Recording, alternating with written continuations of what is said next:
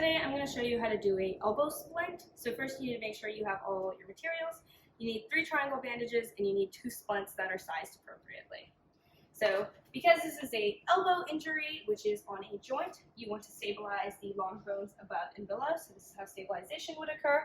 And then I would get a partner to take over stabilization. Next step I would do is check for PMS. Pulse, motor, can you feel that? Yep, amazing. And then I'm going to get my splints. So I'm going to put my splints up against the patient. So this is how our splints are going to be located, and the person who is manually stabilizing is going to go and hold these for me. So right now I'm going to have Christina hold them for me. Yep.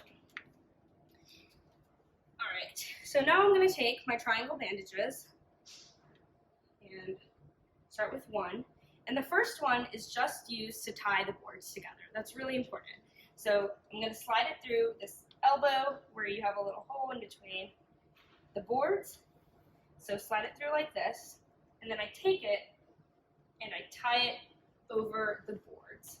So there's nothing on the patient, it's just the boards.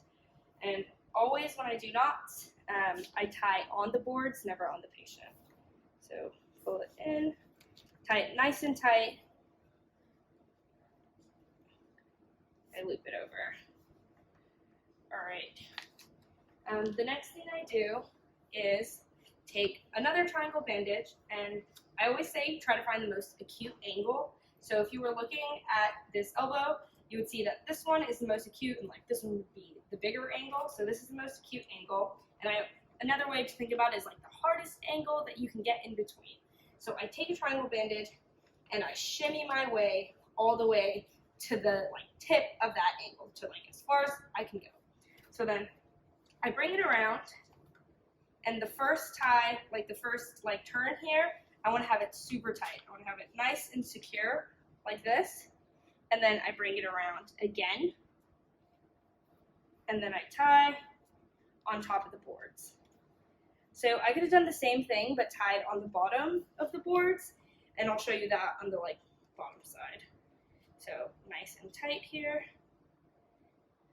and tie it.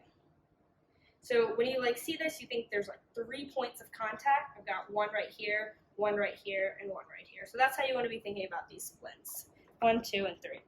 So I take my last triangle bandage, and again, I look at the bottom here. I'm like, what is the most acute angle here? And you have this big angle, and you have this tinier angle.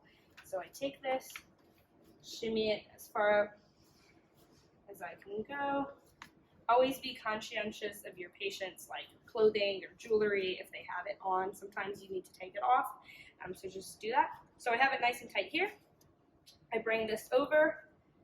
First knot, super, super tight, secure, and then take it, and I go right here. And so this is me tying under, and so it's the same thing. I'm just tying on the bottom side of the boards. So I would just take it.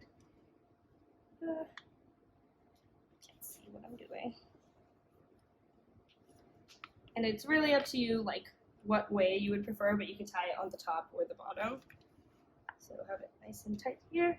You always want to make sure you're maintaining tension throughout the whole process. And then tie it right here.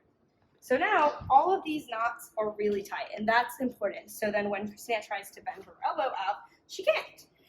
Last step that you do whenever you do any type of splint is to check for PMS. So I look for a pulse right here. You wiggle. Feel this? Yep. Cool. All right. That is how you do a elbow splint.